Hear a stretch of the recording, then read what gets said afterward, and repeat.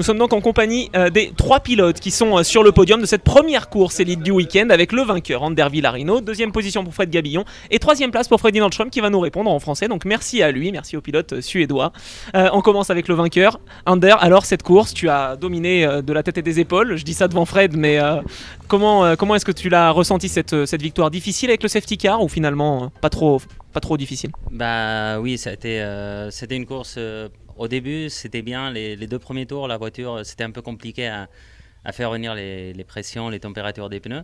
Là, Fred, il était tout à fait égal que moi de vitesse. On roulait à peu près à la même vitesse.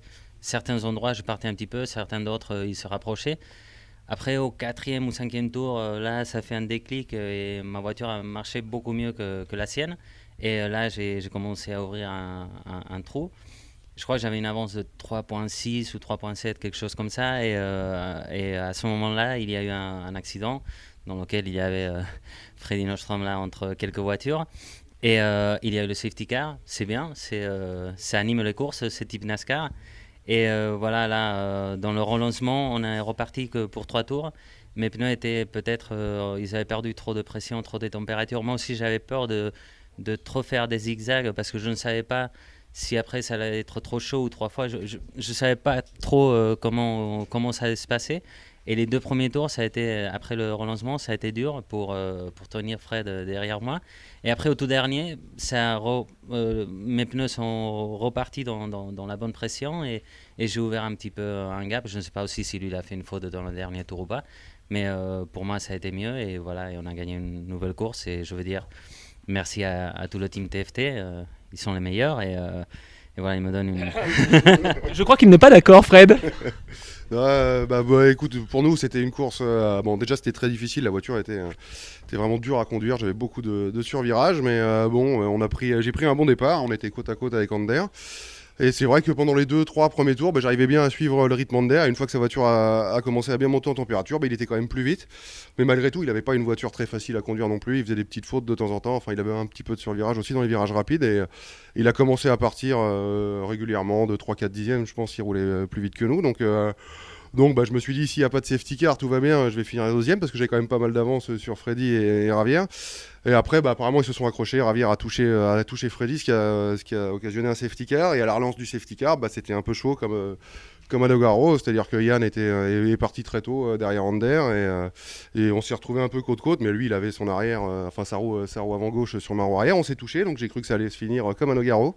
Et en fait, c'est Yann qui est parti en tête à queue. Donc tant mieux pour moi et tant pis pour lui. Et voilà, mais je suis très content parce qu'on marque des points alors qu'on était rapide déjà depuis le premier week-end et on a quand même rien scoré. Donc là c'était une course sympa. Je félicite Ander parce qu'il a vraiment bien roulé. Et puis je suis content pour Freddy et pour notre team parce que Rapido Racing on a fait de gros efforts. On a été faire une journée d'essai mardi pour essayer de combler le gap qu'on avait un peu d'écart avec Ander. Je pense qu'on a réussi une bonne partie. Donc on va continuer de travailler, essayer de marquer des grands points et être toujours en lice pour le championnat en fin de saison. Alors enfin un podium finalement pour toi parce qu'on sait qu'à Nogaro t'as pas été vraiment verni. Ça a failli mal se passer encore cette fois parce que hier on peut le dire, Joaquin Cabalon a connu un petit souci avec la voiture. Comment était ta voiture en fait toi? Est-ce que tu as eu des séquelles de cet incident en qualif? C'est-à-dire que oui, mais ils me l'ont pas dit. C'est-à-dire que moi quand je suis sorti des stands, j'ai dit la voiture il y a un gros problème, je vais pas pouvoir prendre le départ comme ça, je vais me mettre dehors au premier virage. C'est-à-dire que Joachim il a tapé très fort de côté sur un autre concurrent et en fait sur le pont arrière ça a donné de l'ouverture. Donc comme c'est un pont rigide, à part le changer on peut rien faire et on s'en est rendu compte que ce matin. Et donc pour changer un pont c'est 5 heures de travail, donc on le fera ce soir, mais aujourd'hui on peut pas le faire. Donc voilà, mais comme ils me connaissent un peu, ils savent que je suis quelqu'un d'assez nerveux, ils ont préféré me dire tout va bien, roule, tu verras bien, essaye de ramener des points. Et voilà, mais bon, j'ai réussi à compenser, parce que je pense que même si le pont avait été droit, j'aurais pas été 5 dixièmes plus vite qu'Ander, mais je pense qu'on aurait pu se battre un peu plus près toute la course.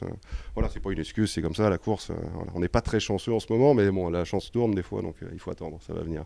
T'étais quand même pas mauvais, franchement, au temps autour, t'as fait une 23-9 et toi t'as fait une 24-1 ou quelque chose comme ça, donc vraiment t'étais bien. Comment est-ce que, avant de venir à Freddy, on va t'interviewer, Freddy, t'inquiète pas, comment est-ce que vous avez vécu, vous, cette intervention de la voiture de sécurité? Encore une fois, quand tu étais en tête, Ander, est-ce que vous voyez ça comme peut-être un point négatif en disant mince, on perd toute notre avance, ou est-ce que c'est façon NASCAR et donc forcément, vous êtes content quand même? Bon, quand je suis dans la voiture, je suis en première place, j'ai 3 secondes 7 d'avance. Au tout début, je dis merde.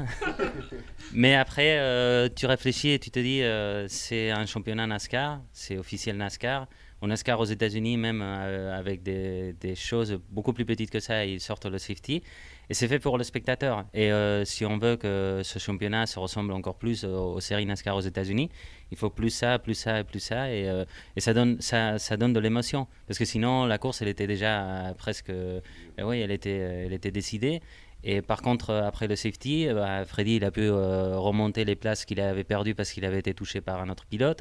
Lui et moi, on a eu une belle bagarre. C'est vrai, on n'est pas été côte à côte, mais oui, au bout de la ligne droite.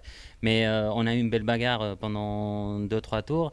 Ça anime les choses. C'est vrai que quand tu es devant, tu le prends un peu mal, mais voilà, c'est comme ça, il faut le prendre comme ça fait du spectacle. Toi, tu savais qu'il y avait Yann derrière toi.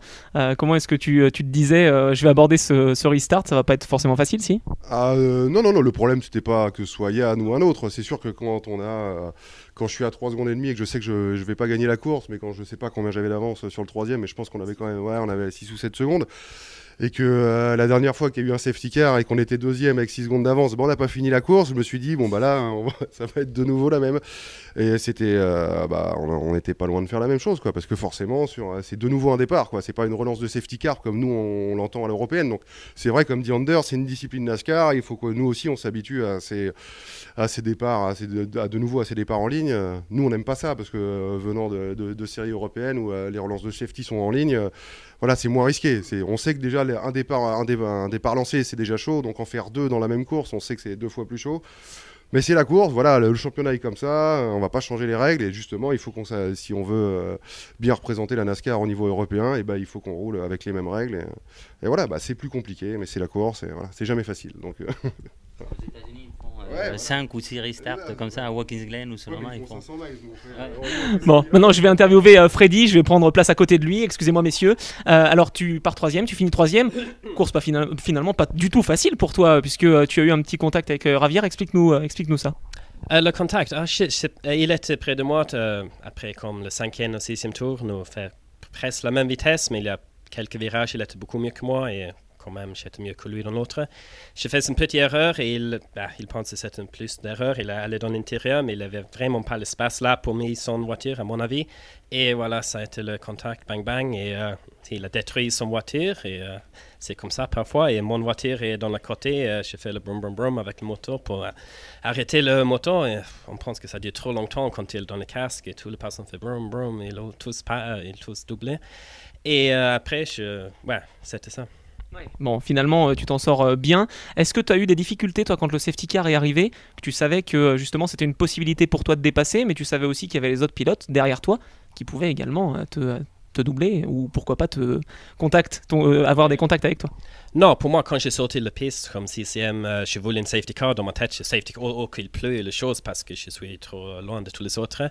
Après, j'avais un nouveau pilote belge qui il savait même pas le restart, il est dans bonne position et j'ai essayé de dire que lui d'aller dans l'autre, mais ça a duré longtemps de faire ça, mais oui, c'est ok. Et dans le début, j'ai doublé un autre mec dans le hairpin, c'était bon.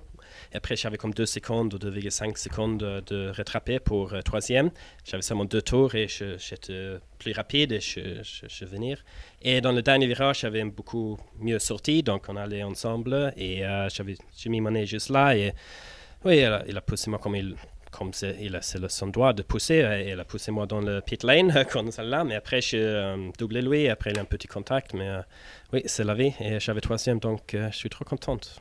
Bon, incident de course, c'est pas grand, on va pas faire de polémique. On revient avec vous, messieurs. Enfin, dernière petite question et on vous libère. Quand il y a de l'huile sur la piste, comment est-ce que ça se passe? Parce qu'en fait, il y a Romain Iannetta qui a explosé son moteur et c'est là qu'il y a eu l'entrée en piste de la voiture de sécurité. C'est pas forcément pour le contact entre Javier Villa et Freddy Nordström.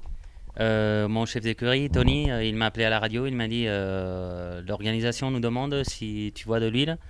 Et je lui ai dit, écoute, moi je vois rien, qu'est-ce qu'ils disent les autres? Il m'a dit, Gabillon aussi il voit rien. Je lui ai dit, si lui il voit rien, moi je vois rien. Je dis, dans le dernier tour, derrière le safety, j'ai dit, attends, je vais bien faire gaffe, parce que j'étais en train de bien tout voir dans la voiture, je regardais même pas la piste, et j'ai vu, il n'y avait rien.